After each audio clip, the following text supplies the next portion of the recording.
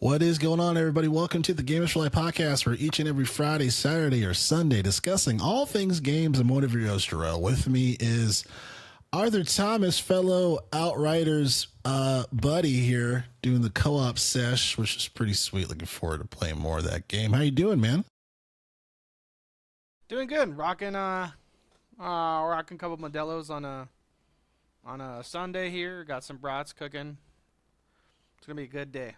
We got Yeah, a break definitely. in the cold. We got a break in the cold, but it came with came with some thunderstorms. So, go with the bad. There you go. There you go. Yeah, you had a rock star of a what was that? An Uber Eats or a Uber Eats guy that delivered your stuff. I ordered Man.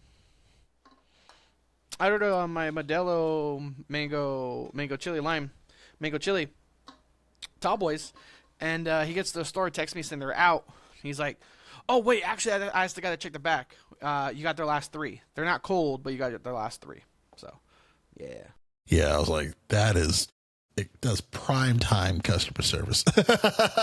So very, very cool. And then it was nice too playing with average Asian that he goes by on Twitch. So that was fun having the co-op trio. You know, it's been a while since we've had that, so it's always nice to have that stuff going along there. So very cool. It's been a while since we've had one of these. Appreciate you guys. I guess just kind of being patient with us there. Life happens as it typically does. I had a cold last week, and then we had a bunch of, we all had something happen, just family stuff that we had to get done. And handle. I was like, Easter, like, you free to Easter pod? I'm big like, one. You free to pod? No, I'm eating fucking ham. What are you, what are you talking about? No. No, I had a cold. Yeah, I had a cold. I didn't even see anybody on Easter where everyone else was celebrating. I was trying to get better so I didn't get anybody sick.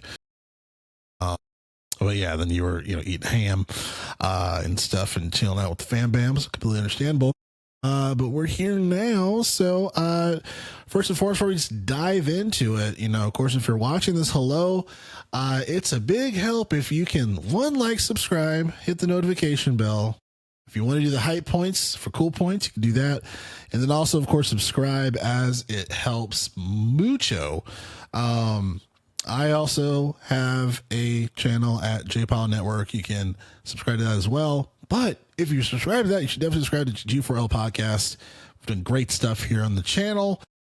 You see, this is where we have the episodes. This is where Arthur manages the streams and whatnot, where he hosts those gameplay sessions. He was doing some, we were going from Outriders. He was also doing the Yakuza game as well, which has been pretty wild. Yeah. Your last one seemed pretty fun. Yeah, just a lot of crazy stuff in that game, huh? If anyone wants to play just a fun franchise, go play Yakuza. Like, it's like, again, Yeah. There's a couple of games, like I said, for us and our friend group.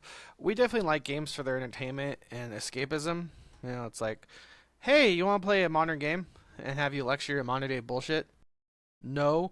Oh, you're part of the problem. No.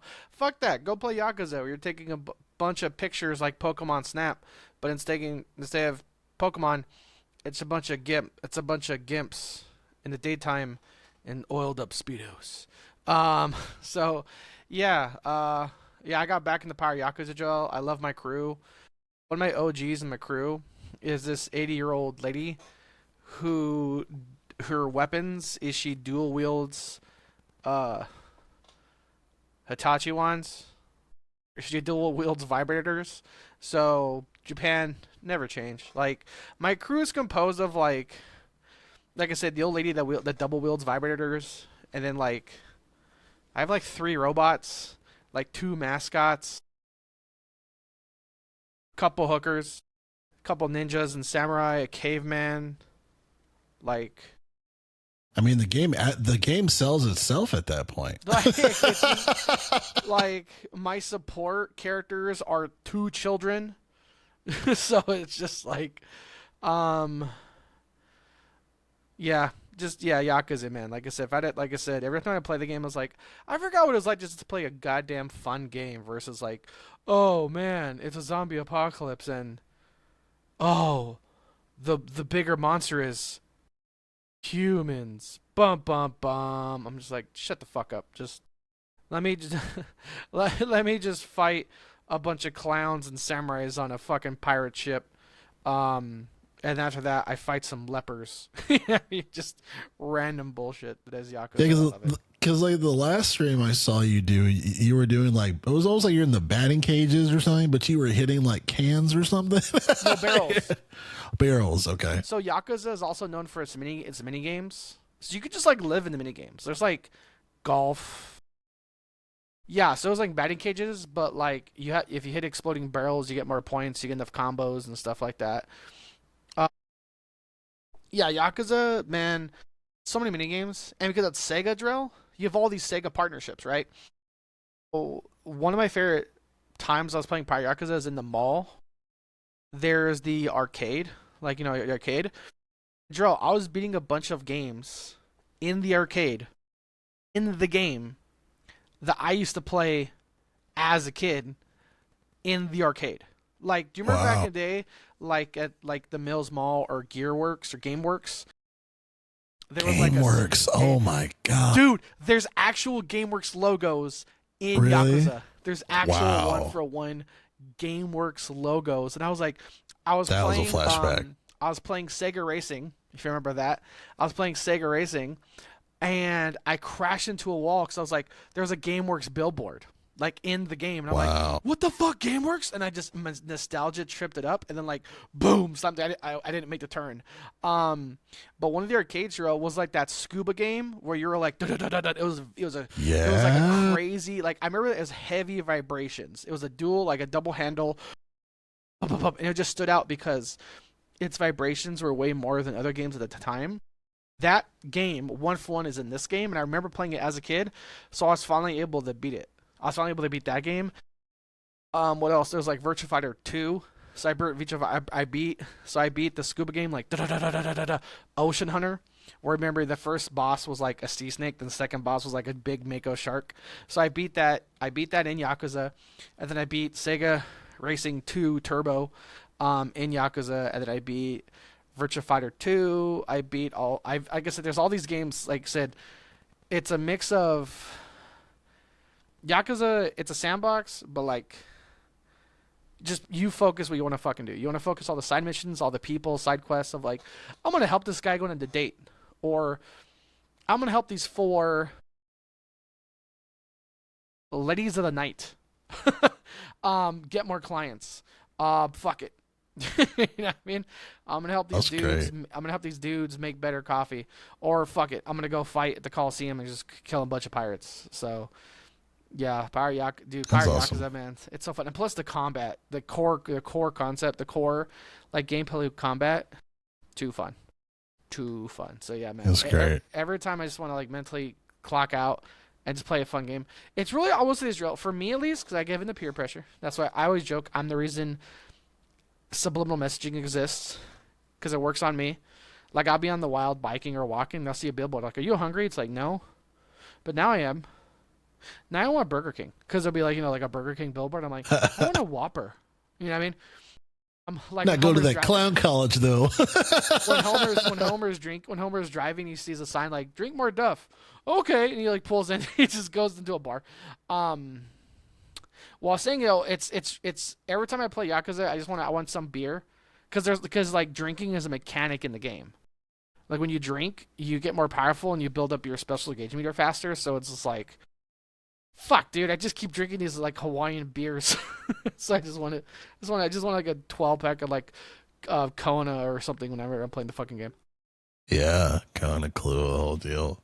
That's cool, man. So like I said, if you guys definitely games like that and more that Arthur streams on the channel. Again, it's at G4L Podcast. So be sure to subscribe. Definitely appreciate that. And here at the Gamers Live Podcast, we read the news while you can watch and listen to what you choose by clicking on the links to the time code within the description of the episode so you can go to what segment that you want to go to most. Or you can just hang out with us here at the Gamers for Life Podcast. And I wanted to talk about just some funsy stuff before we dive into the news. Just talking about kind of games that we're playing and or excited for. So that's one of the things that I kind of wanted to talk about on the show.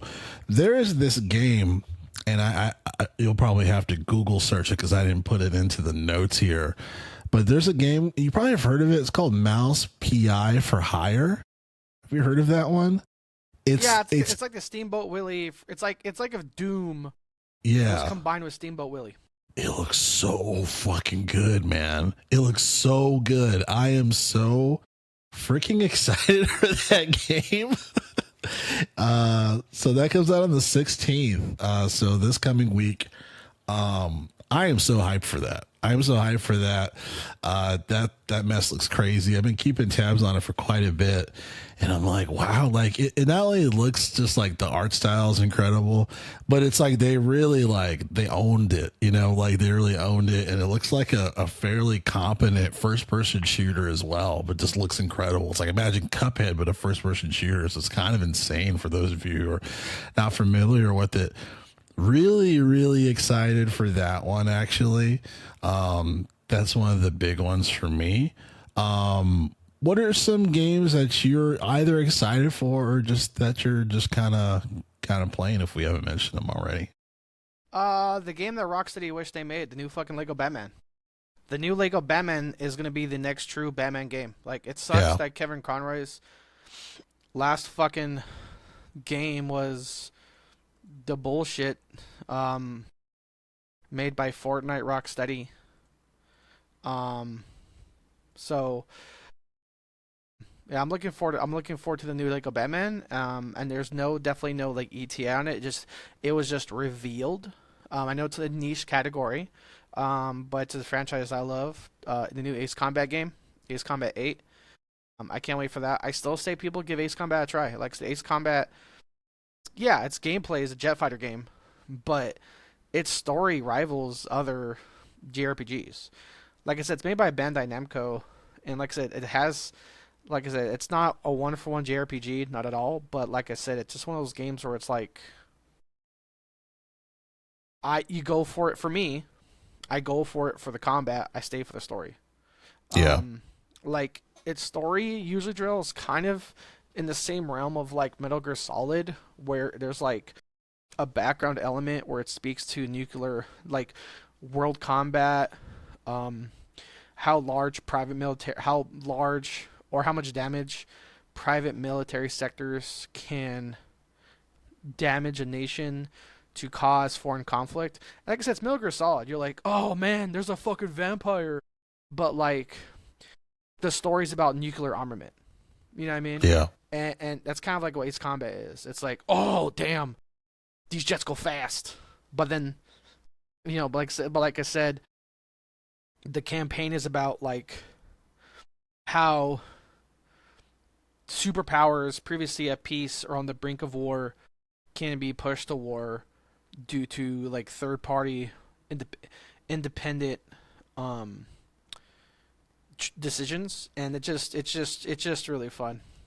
Yeah. Yeah, and so like I said, Ace Combat's one of those games you definitely want to give a try.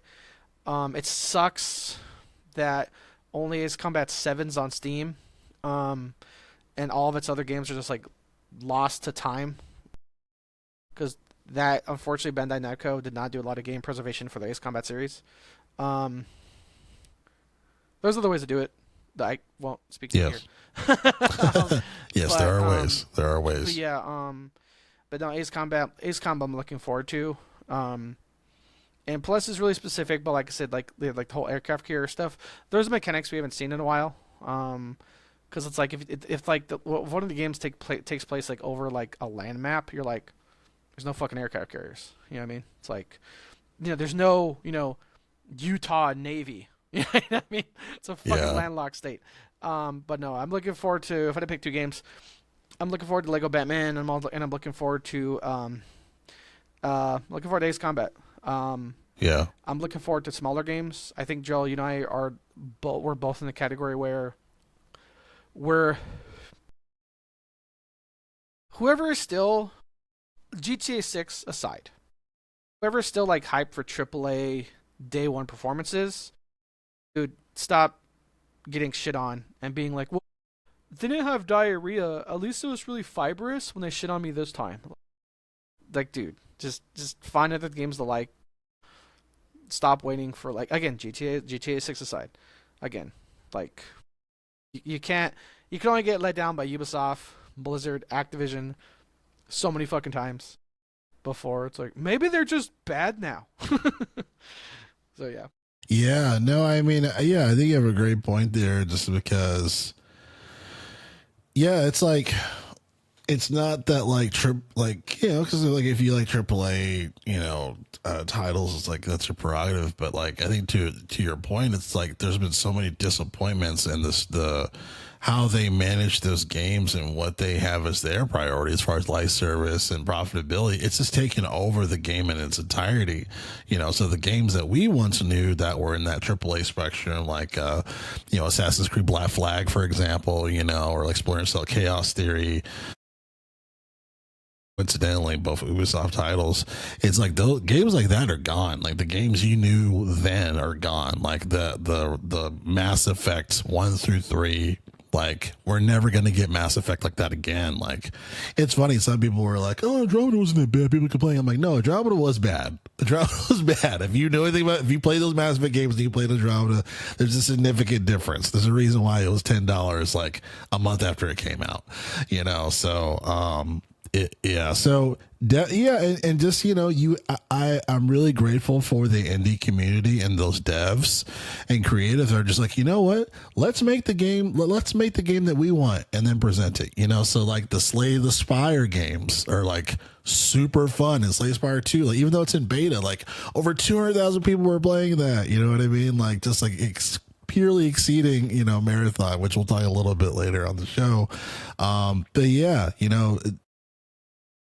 the indie scene is fantastic, and they're really giving these unique experiences that we used to get when we were younger, but it's just that is dead. The Lego Batman game I'm seeing, and I don't know if this is correct or not, but I'm seeing May 22nd, so the day before my birthday. I hope that's still the case of the release for that one. If it is, I'm terribly excited, and I will be getting that as well, because like you said, it's basically a full-fledged Batman you're right. game. May 22nd. It's on the main website. Yeah, very excited okay, for let me put that to the Steam wish list. There you go. So yeah, excited to hear. Yeah, it's funny. I wish we were sponsored by Opera GX, because it's just been really useful seeing that the gaming calendar, just kind of scrolling through for what the prospective dates are for the release calendar there. But anywho, but yes. So as far as for the start of the chopping block here for the show, I was curious for us just to briefly talk about Crimson Desert. Speaking of kind of releases, big releases, and games that people were looking forward to. This is a very, very interesting case study, in my opinion, because for those of you who maybe are not familiar as far as kind of the track record of this, first, this is kind of like a game that was like, that seems interesting. Wow, that seems like it's a it's a huge freaking open world, and it looks like you can, go and make different decisions, and, just a lot of fun, and then just like a huge, just like something that like we've been waiting for, that's been like to like a Skyrim scale, if not way more larger. But it's funny because when the game came out, there's a lot of people kind of hating on it for some reasons that were understandable. When it came to the controls having issues, certain graphics cards weren't even supported. So like the ARC cards, the Intel ARC GPUs, like someone was like, hey, when do you have support for this? And like they basically just said, like they literally said like refund your game, so like there's a lot of weird controversial stuff in that regard. But there was a lot of stuff that they made a lot of changes immediately, and it kind of turned everything on its head. And I remember seeing a lot of different news sites that were just throwing like the daggers at this thing right when it came out, like even like Giant Bomb, which like I appreciate that like that they're still around, but the guy was just like, this is a bad game and all this stuff. And like I asked like, hey, how long did you play it? Of course he didn't answer me. but there's so many people just ready for this thing to die, right? And I remember looking at the Steam reviews, right, where it was at one point it was at the 60 percentile, right, 60%. But over like within 2 weeks, they made like crazy updates that actually like changed everything, and to a degree where people actually were like, I kind of like this game still though. Like I like this. Oh, they changed that. Oh, good. So they actually were making really quick updates, and now it's at an 82%. So we're like 20% increase, like over within 2 weeks, which I think is phenomenal and really wild. And there's still 149,000 people playing the game, and which is amazing. It looks like at the all-time high was at 276,000 players, which is crazy. And I think it has a And that's a benefit being and the player count. Reminder: this is a single player game. right, Single player game. right, single player game, right? And I think it almost works to its benefit that it is a single player game. Right. I don't think this game would have been as successful if it was an MMO. And originally it was going to be an MMO from what I've heard, but then they changed it to a single player game. And I think that was the lifeline of this game, in my opinion. But yeah, I don't know if you had the chance to play it or not. I am looking forward to get it. I was kind of waiting for this to age like wine, if you will. And seems like it's aging positively. But any thoughts that you had to this Crimson Desert situation? No, we are both in the same realm where this game looks really good, but when the hype train gets crazy out of control, it's like I'm gonna let other people play it day one. Again, it looks really good. It's not one for one like Skyrim, because again, not every RPG has to be fucking Skyrim. But there's a lot of quality of, like you said, there's a lot of quality of life improvements that have come down the pipeline. It looks really good. It's one of those games where there is one streamer I like because he gets a lot of people in the industry on the show. Oh, Joe, you might know him because he was the voice of the crazy guy in Cyberpunk 2077 that kept telling people to look to the stars. Like the guy that like wears trash bags and Oh, sleeping on really? mattress. That, yeah, he was Oh, an okay. Easter egg. He was an Easter egg voicing that character of like, look to Andromeda Alpha Galaxy. That's him. He's an Easter egg. But no, he plays a lot. He has a larger community, and he has his interviews and things like that. He streams. And he had one of the higher developers or writers, like somebody high up there in the game, come on his show, come and do an interview with him, and he said, "How would you describe this game?" And they did not describe it as a narrative RPG. They described it as an action sandbox game. And I think that's an accurate description because everyone I've seen play that game, guess what? Like most RPGs, will get like past the prologue and be like, ooh, piece of candy, ooh, piece of candy, ooh, piece of candy, and do everything but the campaign. So, because I think they kind of anticipated that, the true campaign story, like the actual campaign, it's not horrible, but it's not like one of the best. So because you have a game that has all these mechanics that are so good, because it's like core campaign isn't up to par, people are discussing it. They're like, oh, it doesn't have that good campaign. And they really never focused on that. And again, we're like, well, Skyrim had it. Again, Skyrim's like a flash in the pan. Hell, fucking Bethesda can't recreate the magic of fucking Skyrim. They have to let their modders and the community do it for them. Okay? So that's just how much of a rarity like Skyrim is. To have that level of combat and mechanics and story and scripting and voice acting. Does it happen? Yes. Does it happen every day? No. So I think if people come into it saying, hey, its core gameplay loop is gonna hook you the fuck in, and that's, like I said, the core gameplay loop of like, hey, do whatever you want, go nuts, you're gonna have fun. If you're coming into this like a Baldur's Gate 3, ooh, I want to RP roleplay. Ooh, I want to see the campaign. I want to see factions. I want to like, like I said, focus more on the campaign. That's it's not that's openly not its strong suit, but the combat. Trill. Every time I see people play that game, of like, oh, that's a crazy big guy. I'm gonna throw hands and RKO him. That looks fun. And here's the thing too, Drill. The unarmed combat is not just a gimmick. Like it's a legitimate build you can make in the game. They have legitimate puzzles, so there's a lot of people that get stumped on that. So I'm sure it's wikis are gonna start building up over these next few weeks and months, and that's fine. Um, but yeah, Crimson Desert. It's during its trailers because the hype train got ahead of itself. Like if a trailer shows 10 things, but people mentally expect 12 things, then they're like, "Oh, well, it went below my expectations." Well, you had a mental expectation beyond what was shown. They didn't really show the campaign. So Right. people assume the campaign was to this. They didn't really show like inventory management. So they thought the inventory management would be up to here, but turned out inventory management's not that great. And one of the one of the quality of life improvements was increasing people's inventory capacity. So again, I think it's a valid 8 and 9 game from my scene from outside looking in. I haven't played it, so it's like going off of other people's opinions, whether I agree with them or not. Um, but I think it's one of the cases where like the hype train again was a smidge involved, and people thought this would be like the game of the decade, and it very well could be, but because some of its core mechanics are just a little different what people are used to, meaning like the level up system drill. What's a classic RPG? You kill a thing, you get XP, you get enough XP, you level up. When you level up, you can use a skill point. Classic RPG system.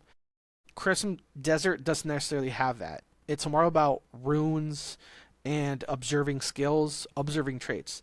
It's not bad, it's just different. So because I think these core chosen concepts and mechanics are not innate or known to everyone day one launch the game, it has a slower start. There's a learning curve, not only for the controls, but there's a learning curve of like how you level in this game, how you should play this game.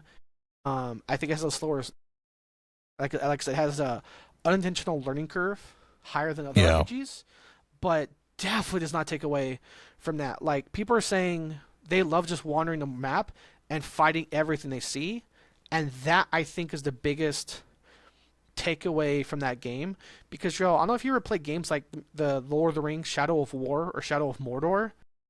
I could have killed 10,000 orcs. I could have killed 10,000 more.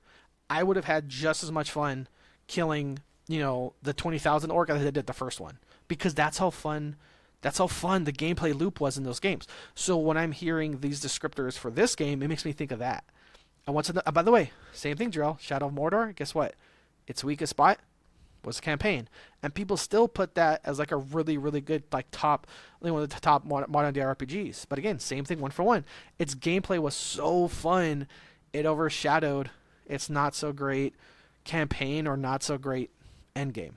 Um, but yeah, I think the one thing that like unifies all gamers is like, what did IGN say? which, which, by the way, Drill, recent reviews. IGN gave World of Warcraft Midnight Review a 9. They gave Marathon a 9, and they gave Crimson Desert a 6. So I like the ongoing conspiracy theory that IGN only survives by rage baiting the entire fucking community. Like who seriously Yeah. is out there being like, man, IGN has the best takes in gaming? Yeah. It's funny because what's his name from Bill from Nerd Nest. He was like, like why didn't give like he's like I don't understand why people were like why isn't gave this this a number, this a review number, and this a review number, and it's like guys, they're different people that are reviewing the game. It's like no, it's not they're regardless of the different people, they're representing IGN, and there's a very specific pattern where they will give a high score to something that has a high publisher to get that publishing money, and then they'll just shit on something that isn't really deserving, and they've kind of just pushed their own reputation. They push themselves out, where like people don't really care for IGN reviews. They're not respected, you know what I mean, because of that, for years and years of bullshit like that, and yeah, I mean, I don't want to go on a huge tangent, but to me, it's just an example as far as like you have people that review games that, one, they don't have an understanding of that type of game, and they don't have a respect for it. And then they have these own preconceived expectations that don't make sense either. It's like Ryan McCaffrey, he's like the Xbox guy. He's been playing Xbox since it existed. He's been reviewing the Halo games and whatnot. So I respect Ryan McCaffrey and IGN because he knows what the fuck he's talking about, and he has respect for it. So when something sucks, he'll say it sucks, and I believe and I respect it. But like, it doesn't make sense for him to review something completely off base that he doesn't have an expertise in. It's like, guys, people are experts in different funnels. Why are you taking someone to review a game? Oh, it doesn't have enough representation. Well, is that the intent from the actual people who made the game? Why can't you just take art for what it is? Like, why is that conducive of it being a good or a bad game? So I just can't stand a lot of these reviewers, and a lot of them are on IGN, that have these numbers, and why they're just no longer respected, So that's kind of been my thing. And you make a great point really quick as far as for like these different games that we hold in high regard that don't have the strongest of storylines, right? Like you called it out. You're like, what do a lot of fucking people do when they play RPGs? They scour to the land, right? They scour, they collect stuff, they fight bosses. Like that's like Shadow of the Colossus is another example too. That's one of the highest regarded games as far as like boss battles and stuff, like way before Elden Ring, way before Demon Souls and all that stuff. Sure, granted, like the one-on-one like boss battle fighting is different, but there's those big bosses too. And like the Shadow Colossus, I don't know what the fuck the story is to that shit. It's like, oh, you're a knight and you're trying to save a prince and you're running around and you're killing colossi. Like there's like the story sucks in that, but the gameplay and the scale of these monsters is kind of the first of its kind, where you really feel like, holy shit, I'm taking down a big fucking monster. Like I've never seen a game like that when I first played it for the first time. It's kind of a first of its kind thing, so I think the folks that did Crimson Desert, they knew, like, let's just make a really immersive open world game that people can just fuck off and do what they're, find different stuff. And the scale is really like amazing looking, and obviously this is an outside looking in conversation what we're having, so eventually I will pick this up. But yeah, I think you make a lot of really strong points as far as like, hey, most people don't really follow the story that much, or don't care about the story that much for RPGs. Like, it's not really a thing for the most part, for the majority, if we were to say so, so yeah, eventually I will be picking it up. I'll probably pick it up when it's a little bit on sale. And then obviously the aging thing, right? It being able to have its updates to fix it. Because some people were trying to say too, like, well, why weren't those things in the game from the beginning? I'm like, okay, well, would you prefer them to fix issues, or would you prefer them to just release it and not fix issues? You know what I mean? It's like, why is that unacceptable for Crimson Desert when it's for others? And here's a difference too. There's a difference between like a bug, a glitch, kind of semantics, and quality of life. Like Fallout 76 was littered with fucking bugs, made it unplayable at launch. Crimson Desert had needed quality of life, where the game was playable. It would just be improved if it did X, Y, and Z. And again, this is going to semantics where it's like, hey, why isn't it there day one? Well, it's not like you couldn't put stuff in your stash day one. You just couldn't put as much stuff into your stash in day one. It wasn't like, oh, you couldn't fly day one. You just had a stamina bar that you wish was higher day one. And guess what? Now you have a higher stamina bar when gliding. Now you have a higher stash. Also, Drell, real quick, people are like, well, it's IGN. They review different. People do review differently. Drell, I'm going to give you 3 game reviews, all by the same guy. Ready? Marathon, 9. High Guard, 7, Crimson Desert 6, all by the same fucking guy. So according to Yeah. the same guy, Marathon's one of the best games of the year. High Guard was pretty good, and Crimson Desert is a 6, and it's fucking ass.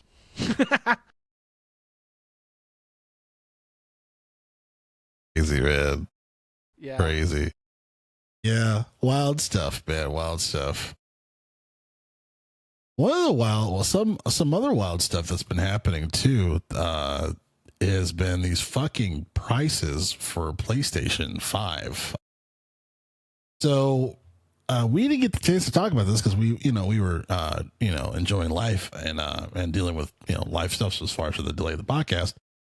But there's a significant price increase for the PlayStation, and it happened on April 2nd, funny enough. So, we had the April Foolsies, and then the real shit happened, and the prices went up for the PlayStation. So the specific models that went up in price, you have the PlayStation 5, $649, the OG one. Digital edition is $599. And the PlayStation 5 Pro, which I want to say is $150 increase. I want to say it's $100, but $899 for this. And it's crazy because, no one's really looking at Xboxes right now. Like people don't really respect the Xbox marketplace, at least as of yet, from just kind of outside, just kind of seeing the grand scale of how everything has been. And the prices are wild on this. You know what I mean? And this is the first PlayStation console that I have not owned.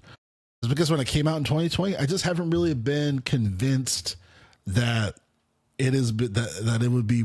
I don't know. It's never really been convinced for this generation. There's been a couple of games that have been really good, but a lot of those games I can play on PC. But now somebody's trying to wild that back. Where if it's a single player game, they're trying to block it now for being available on PC. These prices are wild. These prices are wild.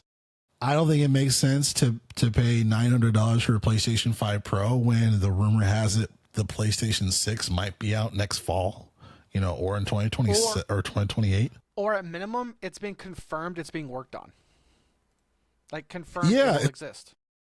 Yeah, right. It's been confirmed it's been worked on. It's also been confirmed that there's going to be some type of handheld.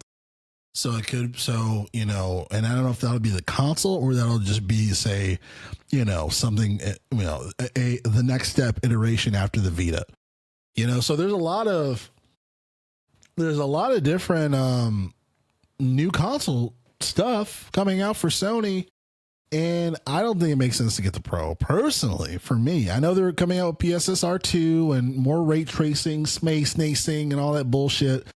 But if you don't have tech, and this is my thing too. This is why I consider myself like a 1080p, 1440p if I want to get cute, as far as for like funsies and when it comes to graphics and gaming. If you don't have other technology that's going to represent the quality of it, it's a waste of money, right? I think it's a waste of money to buy a PlayStation 5 Pro and all your TVs are 1440p. Like you're not using the extent of the power of the system if we don't have everything else. And if you don't want to upgrade everything else to represent it, absolutely fucking not do it. Just get the digital version of the PS5 if you're going to get anything. You know what I mean? Or unless if you really prefer the discs, do the disc version. Yeah, I can't see. And then some people argue that, hey, if I got the PS5 Pro for $900, that is probably much better than a $1,200 PC building, So there's a slight argument in that regard, but you're not getting the goodies for PC. You're not getting Steam sales, right? You want to pay $80 for every game? Go for it. The beauty of PC, you're going to be playing some games that are hella cheap. You know what I mean? On a seasonal basis. And that's just the Steam storefront. Epic Games, they just give you shit, because they don't give a fuck. So yeah, I just, at the end of the day for my rant, for this, it's wild. We've never seen anything like this in the history of gaming as far as for a console cycle being 6 years now. And it's more expensive than it was. to this particular regard, just wild stuff. I know the landscape is different, obviously, like the RAM shit and all that shit, storage shit, but still insane. Still insane. But give me your thoughts on this. I know I was, and it's funny, we're talking about this too. We said, man, Arthur, you got your stuff the perfect time. You got your PC, dude, with the fucking. I got go ahead. I got a legit gaming PC. And I said, Jarrell, you were there. I think I spent, I'm not joking, like 4 hours researching.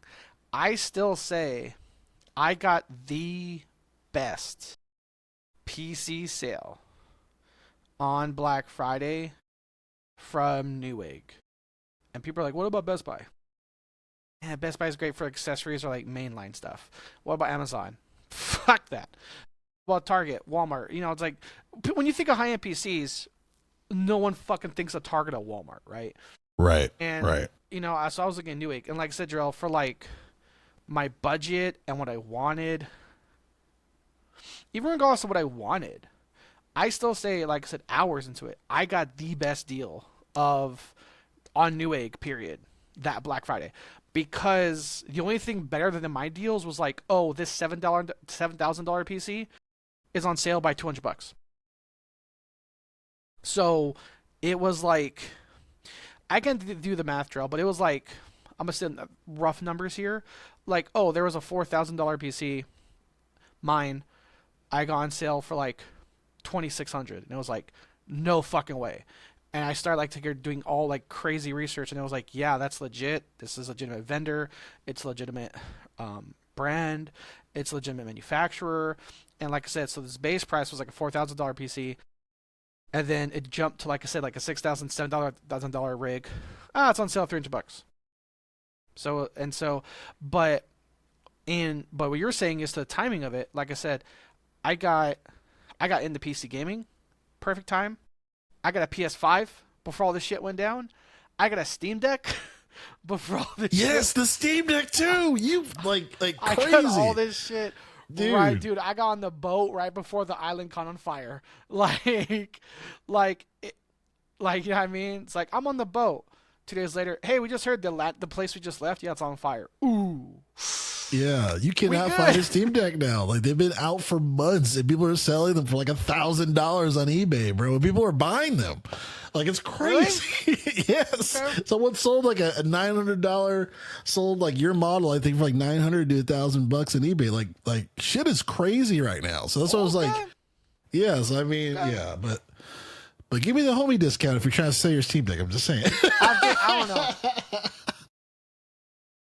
It's one of those weird things where it's like, for me, the Steam Deck's in the category because you have mobile. Like we both have gaming PCs and like handhelds. So it's that's like when you have both of those things, it's like better to have it and not need it than need it. Than need it and not have it. Because here's the thing too, for me, Drill. Personally, I live in a place where I have seasons, and when it's cold as fuck, and you just want to lounge out on your couch, lean back, and just play games, that's perfect. Now I'm like, fuck, it's getting hot again. You know what I mean? So I'm not exactly like lounging on my couch, blah, blah, blah. It's very specific. And like I said, I did exactly what I wanted my Steam Deck to do, where I bought my Steam Deck, I poured some whiskey, and played my Steam Deck during a blizzard on my balcony multiple times. That's exactly what I wanted it for, and I got exactly that. Because it's just, this is really specific, but when you have an apartment with a balcony, you utilize your balcony, it's so fun. It's so great. And I'm like, I'm not going to move my fucking rig. So, but either way, all these price hikes, selfishly, luckily, I got in when the getting was good, man. Like, I traded my Xbox. I used it to help buy my Steam Deck via Steam cards.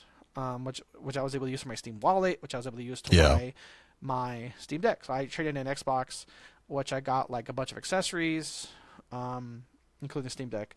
Real quick, to your point, Betro, you mentioned like PS5s, pros and things. Here's the thing. Remember, if you have a device that creates X level of output, make sure you have a display monitor or a TV that can match that. Like, for example, Joe, you told me, hey, Arthur, I know you just spent some money. Dude, you got to buy a fucking monitor. You have to buy a new monitor because because again, Arthur, hey, there's no point in you buying this big ass nice computer rig and having a fucking monitor with like 20 hertz. You know what I mean? Like, no, Yeah. you got, you know what I mean? It's like, hey, I bought a new car, but it has really shit tires. Like, no, yeah, Yeah. you gotta match it all. And so, Yeah. to these PS5 price hikes, it's weird because see, if this was like 2 years ago, Drill, we would say to save up to get into the PC world. But now, like, that's being raised too, all for all the same fucking reason. I don't know. It just sucks, and it's like for people that were still holding off from upgrading to PS4 to PS5, which is a larger community than people think.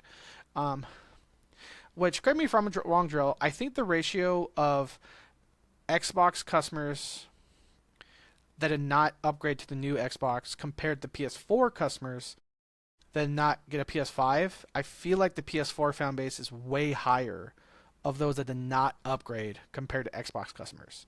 So that's why I would agree with that. I mean, of course, I don't have the data in front of me, but I agree with that. I think you're right. From our time in this retail world, there just was something about it that Xbox customers were like, "Yep, I'm doing it," where PS customers would hold the fuck out until the upgrade.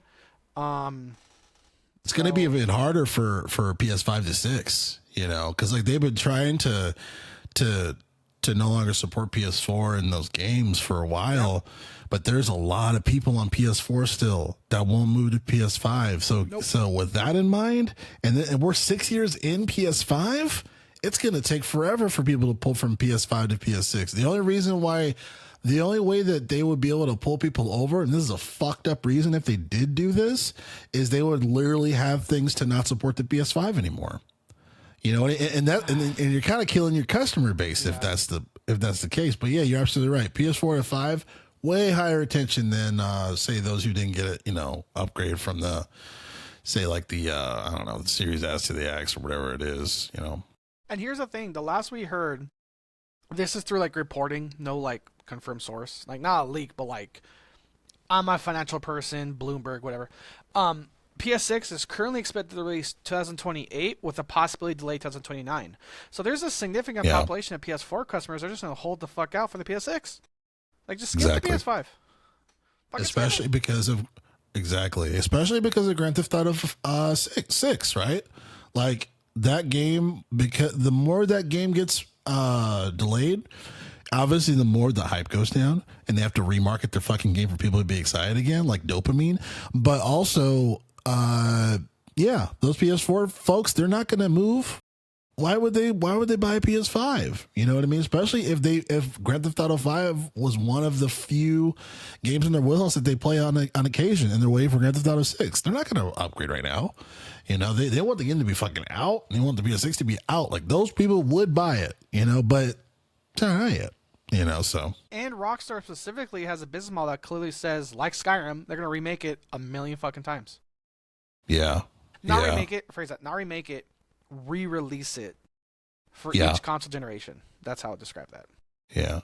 One thing, too, before we go to the next topic, I'm curious to get your thoughts on is the price of this thing. So, rumor mill has talk about GTA 6. You're like, Arthur, I'm going to get your thoughts. Yes, I'll go to the strip club. Next question. I just wanted to get it on record. Hey, Joe, Arthur, while we're talking about GTA 6, do you think if yes, I will pay for it, I will make screenshots, we're moving on? Thank you for clarifying. No, I was going to say, you know, they say that Grand Theft Auto 6 is going to, because they haven't really announced the price of the game, and they're saying that this is going to come out at like an $80 price point, and they're going to have different versions of it.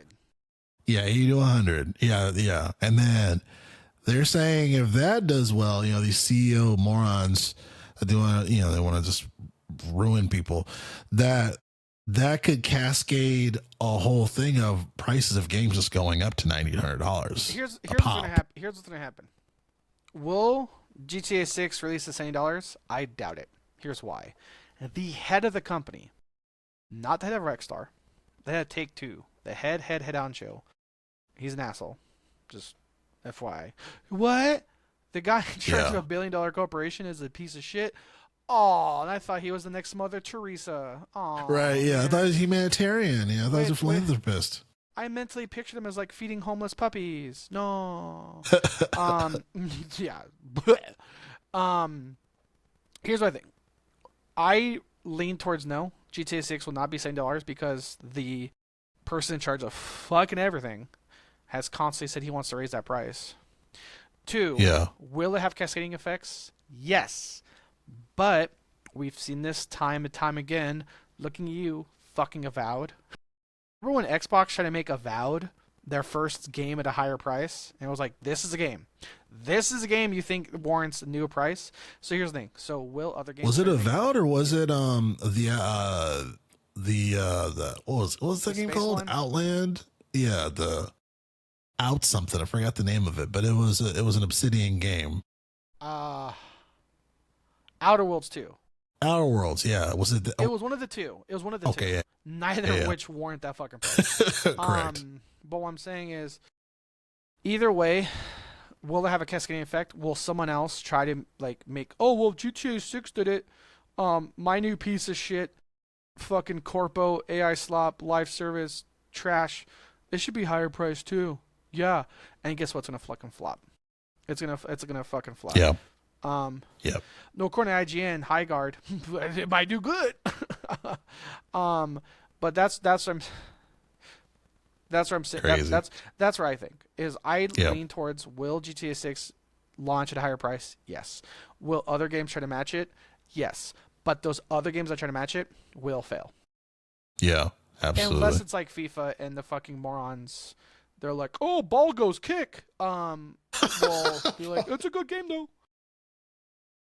I kicked the ball, but no, but the jersey. Last time he wore number 2, and this time he's the number 4.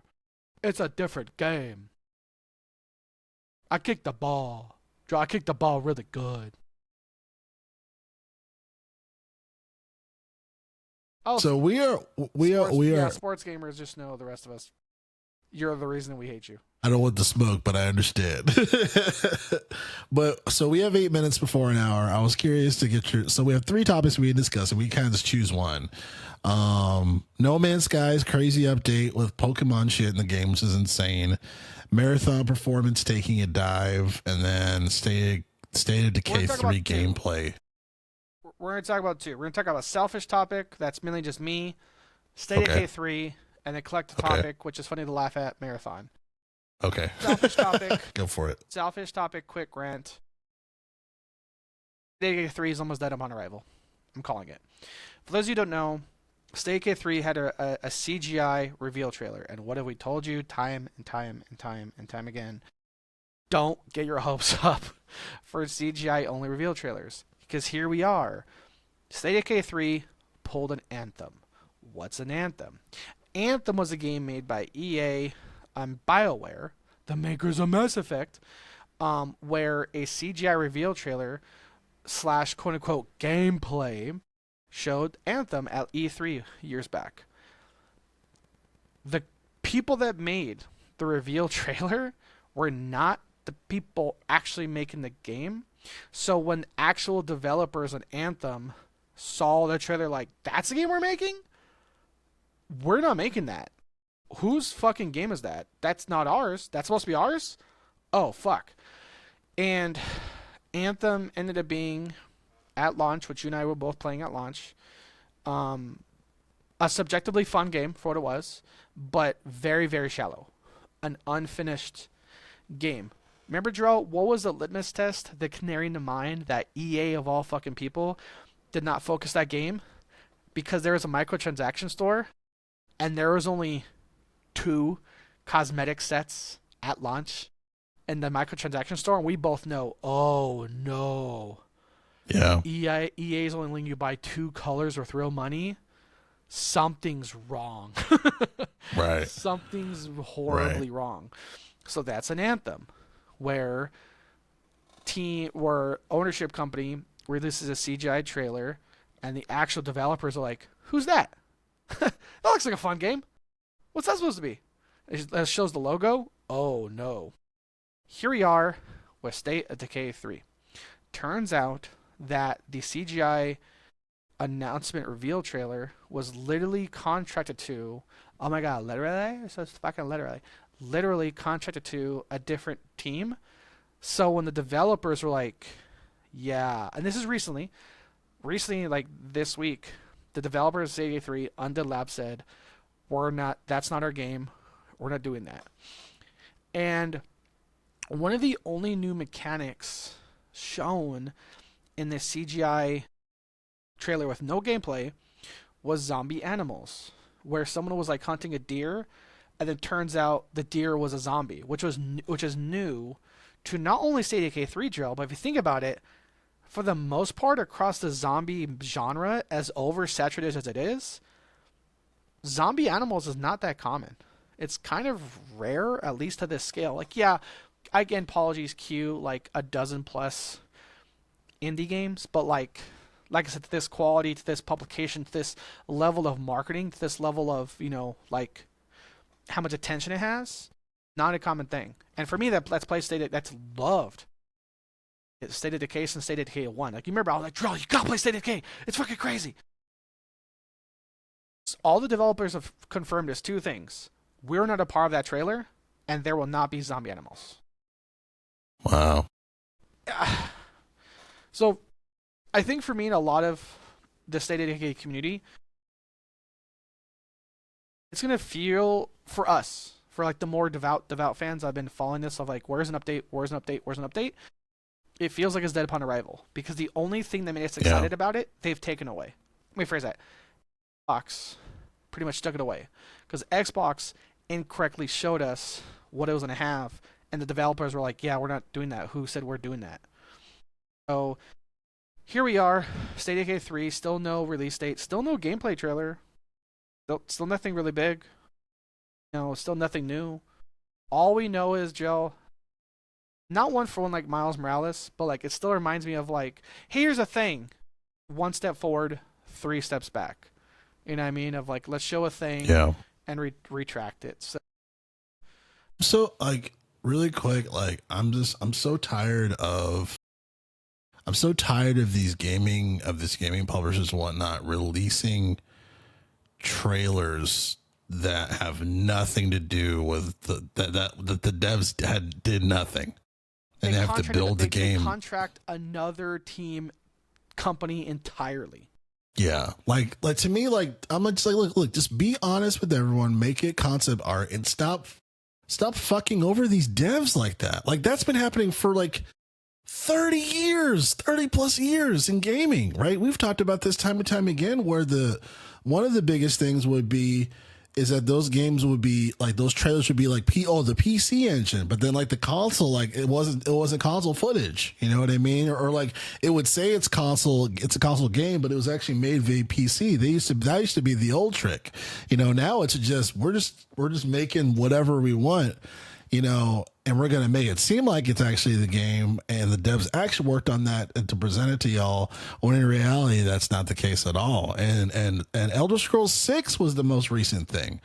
You know what I mean? That trailer where fucking Phil Spencer, one more thing, guys, you know what I mean? Like they showed that little trailer or whatnot, and then they regretted it, but they can't even but that, I feel like I'm like, Bethesda can't really make games anymore because they just suck at it when it comes to just the Fallout team, at least, respectfully, it becomes like a broken mess, so yeah, to put my 2 cents in there. Yeah. I'm tired of companies doing that. Like I'm tired of them doing that and they're treating devs that way, and very, very unfortunate for State of Decay 3. I know you were looking forward to that for a long time. And I remember that was kind of the chopping block for you, right? Before you decided to sell your Xbox. You were like, if that gets fucked, I'm done. Like I'm done with Xbox. Like I remember when we were talking about that, and obviously like things changed as far as like, oh, I'm just gonna sell it anyway, fuck it. But State of Decay 2 drill was the reason I got Game Pass. I got Game Pass because of State of Decay 2. Like here's the headlines like from Game Rant. State of Decay 3 was revealed before development even started. And here's the thing before I say, oh, there's actually a new update news. Here's the update. They've announced an alpha in May, but here's what I'm expecting. A cleaned up version of State of Decay 2. Which is not bad, but again, that's not what we were promised. That's not what we're looking for. That's not like what we were looking for. We were looking for a lot of new additions, new mechanics. Because otherwise, because I don't know if you remember, Joe, but I think I was telling you about this. State of Decay 2, in terms of updates and not DLCs, but like kind of like Helldivers, like events, right? We're being supported years after launch. So it's like, I'm not saying it's going to be horrible, but for me, like I said, there's a good, we're small chunk for it's like I'm out of interest now because it's like not one for one, but like Overwatch. Hey guys, we have a sequel. Oh, why don't you just make an update? No, here's the thing, guys. We're gonna have a story mode. Whoa, we got rid of the story mode. Then why is there a sequel? So for me, here's the thing. There's gonna be an alpha in Majorel. I don't know. I'm expecting just a cleaner, polished version of State of Decay 2. It sucks because, like I said, I'm not. This is more just in the category of disappointment, where I'm just like this was one of the times, Joe, I was excited that Microsoft bought Undead Labs. I'm like, let's go! They got Undead Labs. It's gonna be on Game Pass. I bought Game Pass for State of Decay 2. Like I remember playing it or streaming it, but like I was telling you, like because it was supported with the Xbox, Joe, you can like get the Megalodon car in State of Decay 2. So every time you rev it, instead of having like a Mustang muscle car rev, it's the Megalodon Roar. There were Sea of Thieves sniper rifles. There were Halo swords. There's all this cool partnership with it, and it was still a fun game. It wasn't like Fortnite where it was like skins the game. It was just really fun. And I still think State of Decay 2 is a very unique zombie survival game because what separates it, it's about building your community and surviving. Whereas Left 4 Dead is like, hey, you're going to go kill 300 zombies in 20 minutes. Hell yeah, that's fun. Who doesn't want that? Right. State of Decay 2 was more about looting and actual, like I said, surviving, but not just for yourself or for like your clan of 7 friends online. It was like surviving with your community that you're building up. And there was and remember too, Joel, there was permadeath. So there's like if you have a character named John, you find him, John dies. Well, fuck, now you got to switch out all these characters. So for me, you had in all these mechanics, and it was very unique. Yeah, so there's an alpha. Very much. So there's an alpha coming in May. I don't know. Like I said, I think it's just be a polished up thing. But for now, because of all the bullshit Xbox is doing, now I'm just like, well, I don't want to give Xbox more money. I just might just keep playing State of Decay 2 because it's still good. It's still a fun game. Yeah. But yeah. So either way, it just sucks that the only thing new for State of Decay 3 was zombie animals, and confirmed it's not going to exist. Xbox Live. Yeah, definitely unfortunate, man. Definitely unfortunate. Most definitely. So, last but not it might be the least as well. But ending this show here with Marathon and the performance. So this is definitely. I mean, it seems like Bungie is lost its mojo, if you will, and it's funny. It's funny because, like, they released this game, like, to me, kind of randomly, like in March. You know, they're like, yeah, it's out now. You know, and I don't know what they were thinking as far as like if like 1 million people would play this. You know, like I don't know what their actual expectation was. And to be fair, when it released, like, I mean, it, you know.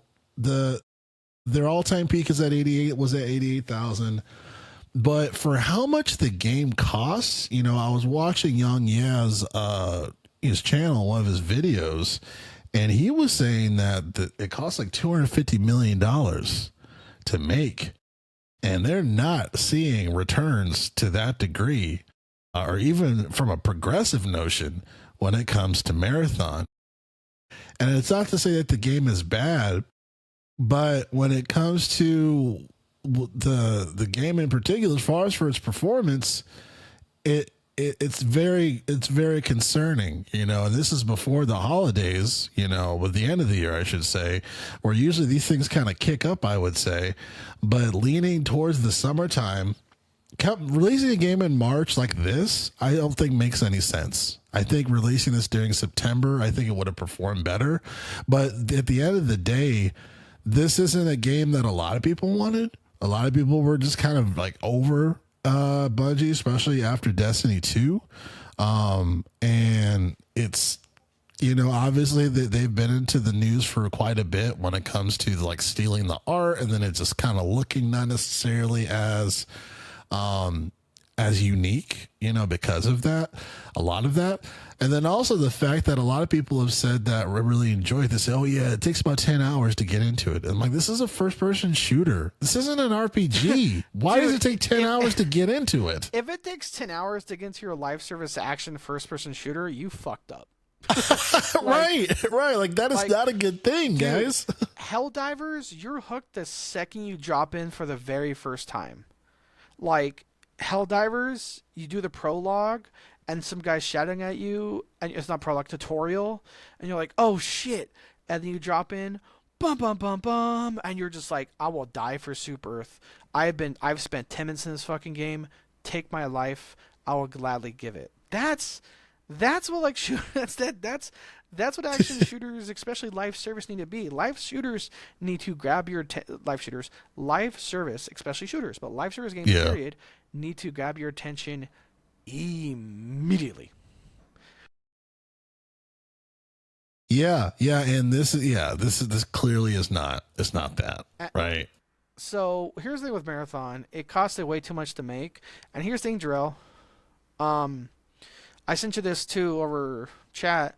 Remember, every 3 months, all your progress gets wiped.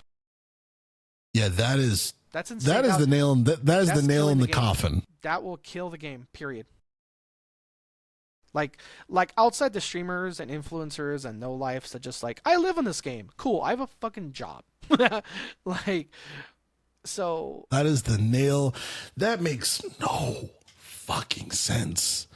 That makes no sense. And to me, that speaks to it speaks to the ignorance one, but then it just speaks to the greed. Like you guys have the audacity to think that that's a good idea and that will keep people playing. Like, how dare you? Like, that is ridiculous. You know, and like at first I was kind of like partially rooting for Marathon as far as like, well, you know, they got a player base, they got people that are playing the game. You know, okay, maybe it does take a while, and maybe they'll fix some stuff, maybe they'll do some updates, right? But they're gonna wipe your progress after a few months every so often for a season, like for just like I was like, okay, so you want people to be slaves to this? Like that's what this is. You know, at least when it comes to other online games, one of the biggest things that's great is that you keep your progress, you're leveling up, your things, your customizations, all that hard-earned time of being in that game. You get to show like, hey, this is my badass fucking character that I put 100, 200 hours in. Like, you're going to shit all over those people and expect them to keep playing your game? Like, fuck off. Like, that makes zero sense. Like, remember how, Joe, what's happened to, like, live service games that's really set them apart? How they handle their battle pass system? And we're the two leading people in that. Marvel Rivals and Helldivers. Because what both those have in common is once you unlock your battle pass, one, it doesn't go. Two things, Joel. Number one, once it's released, it doesn't go away. Like you've seen with Helldivers. Oh, here's a new what do you call it? War Bond. You don't have 3 months to unlock it and then it's fucking gone. Who gives a shit? There's day one War Bonds you can still buy right now and unlock it whenever the fuck you want. And now, not only Joel is like they're saying, oh, not only are we doing time limits of battle passes, we're doing a time limit on the entire game. Like that's like forcing, for those of you who remember the old school days of like Call of Duty, that's like forcing everyone to prestige. And you're saying, well, back in the day I had time to prestige. Yeah, because you're probably going to college and taking classes whenever the fuck you wanted on your schedule. And now you're like the rest of us, paying taxes, working 40 to 60 hour work weeks, and you're like, Yeah. oh fuck that. Like even Angry Joe from the Angry Joe show, he likes Marathon, and he still says this is a horrible decision because because these live service games, you need to find that middle ground between the sweats to have the high competitive nature and the casuals like you and I. And Arc Raiders does that too, where Arc Raiders is a PvP plus PvE game, but how they matchmake you, the more you kill people, the more you're paired with other people that also kill people. So now there's like servers and matches where people that don't really kill people are paired with all these other people that don't really kill people, and they just loot and scavenge and fight, the arcs, the robots. This Yeah. this has no mechanic. These have like no mechanics that support casual players. Jarrell, this game's not free. How many maps do you think are available at launch? Like if you turn the game on right now, how many maps do you think you have? Say at least 5 to 6 maps. 2. Really? We feel like, well, actually, there's technically 3 at launch, but dirt. No, you have to level up. You have to like play enough matches to unlock the 3rd map. So again, at launch, when you launch the game, there are 2 maps. And people hate this. That's the beta. Like I almost feel like that's like the beta. That's a beta size of gameplay content. Battlefield had 3 maps, I think, during its beta. Had the mountain, Oh, true. something else, and something else. Yeah, you're right. Like that's beta. That's beta shit. You cuck beta. Get on my alpha level. Get on my alpha level, you beta cuck. But like that's seriously some beta shit, and people are like the beta for this fucking game. I don't know why people just like, I'm gonna pay $40 to be the beta test star. Cool. Free That's country, crazy, man. I'm free to eat 1,000 hot dogs, but feel free to call me fast the next day. Feel free to buy Marathon the first day at launch. I'm gonna call you a dumbass or like a beta tester. Because again, it's just like, I get it. If you're having fun with the game, have fun with the game. But just know, like, the game, it's hurting itself, and because it's a live service game, it has to be popular. That's the core element to live service games. Like Slay the Spire could have come out and no one liked it except 10 people, but guess what? Those 10 people can still play the game as much as they want. Was it Suicide Squad? 1,000 people could have liked it at launch, but guess what? If more people don't like it, it dies. Which it did, because that's the difference of like a live service game versus a standard non-live service game. It has to be popular. It literally has to be popular to survive. And so people, there's this. It sucks because there's this gray area, Jarrell, within gaming, within modern day gaming, where it's like everyone's telling me to not like a game. I feel bad liking it. That's not the true thing. Yeah, I just installed it to you, but whatever. Grow thick skin. But at the same time, what we're calling out again is that's a difference. Like I said, Marathon's a live service game. Crimson Desert's not.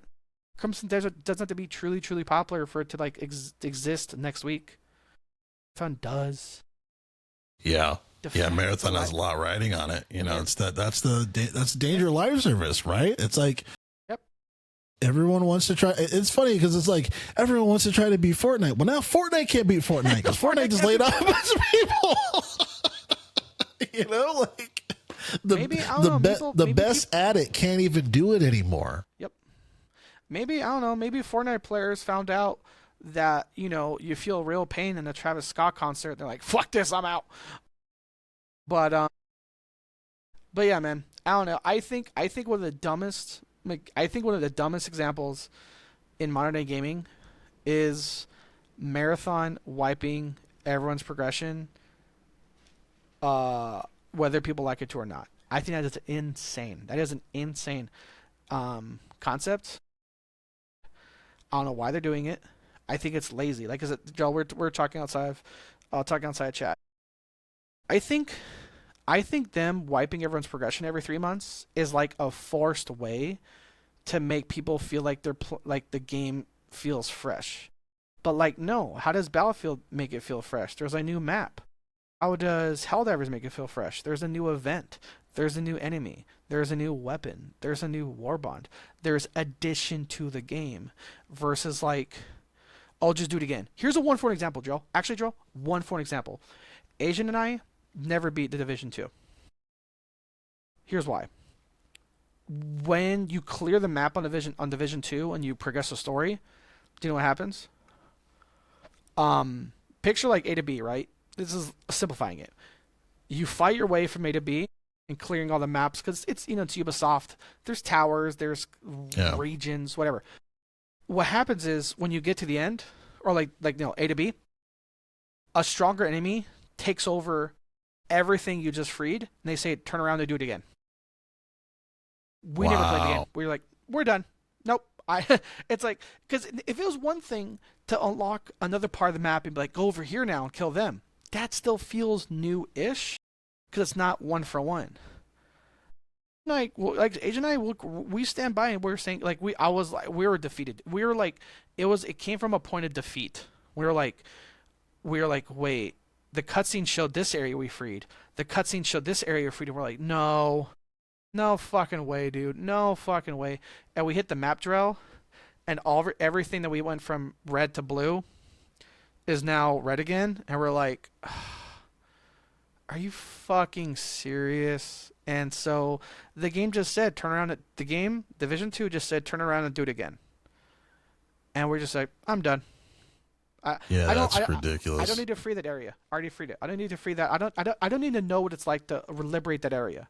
I already did it. So that's why, again, when I hear that there's gonna be a progression wipe and just start all over, I'm like, nail in the coffin. I've had that in cooperative, like I said, I've had that in cooperative action RPGs,